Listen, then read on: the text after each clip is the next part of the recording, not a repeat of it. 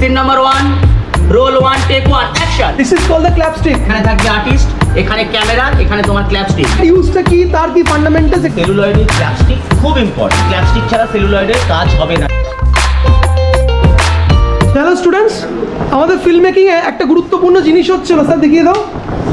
This is called the clapstick, roll camera action.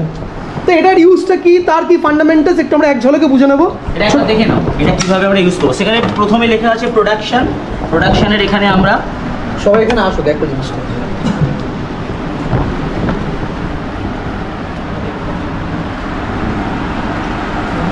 এখানে ডিরেক্টরের নাম লেখা রয়েছে, ঠিক আছে।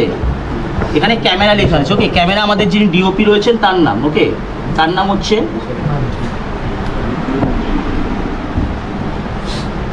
এখানে লেখা আছে ডে নাইট, ওকে। ফার্স্ট শটটা আমরা কি যাচ্ছি, যখন নাইট হবে নাইটের টিক, ওকে। আচ্ছা, সিন নাম্বার কত আছে? সিন কত? সবাই একসাথে সিন কি?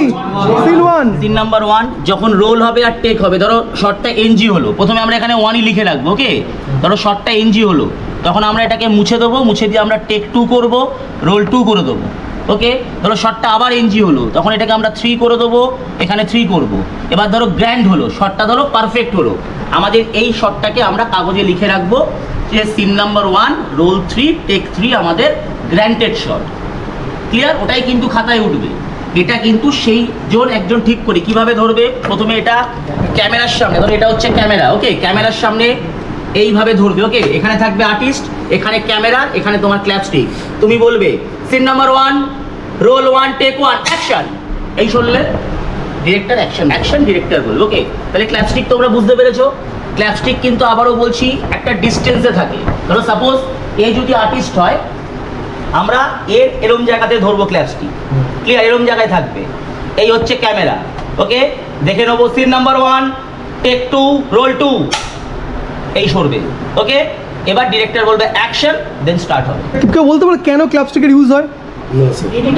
এডিটিং পারপাসে সিনটাকে সিকোয়েন্সে রাখার জন্য, মানে আর এটা অবশ্যই এখানে যে লেখাগুলো রয়েছে, ওরা একটা সিনের অনেকগুলো টেক নেওয়া হয়েছে, কোন টেকটা ফাইনাল নেওয়া হয়েছে তখন ডিলিট করছে না বাঁচার জন্য। এটা তো ফার্স্ট। সেকেন্ড, একটা হচ্ছিল নর্মালি আমরা এখানে সাউন্ড আলাদাভাবে নেওয়া হয়। এই যে টেকটা কোথার থেকে সাউন্ডটা বসানো হচ্ছে, এই যে আওয়াজটা খাটাক করে আওয়াজটা হলো, একটা স্পাইক থাকে। ওই তারা এডিটিং জানা, তারা জানো নিশ্চয়ই, ওপরে যারা বার থাকে ভিডিও, তার নিচে সাউন্ড বার, ও দুটো স্পাইক হচ্ছিলো ম্যাচ করে ওখান থেকে শুরু হলো, কেটে সাউন্ডটাকে ম্যাচ করে দেওয়া হলো। আগে যখন আমাদের মানে সেলুলয়েডে কাজ হতো, সেলুলয়েডের ক্ষেত্রে এটা খুব ইম্পর্টেন্ট ছিল। ডিজিটালে এটাকে ব্যবহার করা হয়, যে সেলুলয়েডের ক্ল্যাপস্টিক খুব ইম্পর্টেন্ট। ক্ল্যাপস্টিক ছাড়া সেলুলয়েডে কাজ হবে না। যখন রিল ক্যামেরায় কাজ হতো তখন কিন্তু ক্ল্যাপস্টিক খুব ইম্পর্টেন্ট ছিল। এখনও ক্ল্যাপস্টিক ইম্পর্টেন্ট। এই যে সাউন্ডের কথা যেটা স্যার বললো, এই সাউন্ড এবং হচ্ছে সিনটা যেটা এডিট টেবিলে যাবে, ওই ফাইনাল এই মানে এই কার্ডবোর্ড, এই ক্ল্যাপস্টিক এবং তোমার হাতে যে শিডিউলটা থাকবে, এই শিডিউলটা কিন্তু যে দুজনকে দায়িত্ব দেওয়া আছে, তোমরা কিন্তু এটাকে মেনটেন করবে, যে ফাইনাল 1 নম্বর দৃশ্যের কটা টেকে আমার শটটা গ্র্যান্টেড হলো। ক্লিয়ার? একটা শটেও হতে পারে, দুটোতেও হতে পারে, তিনটেতেও হতে পারে।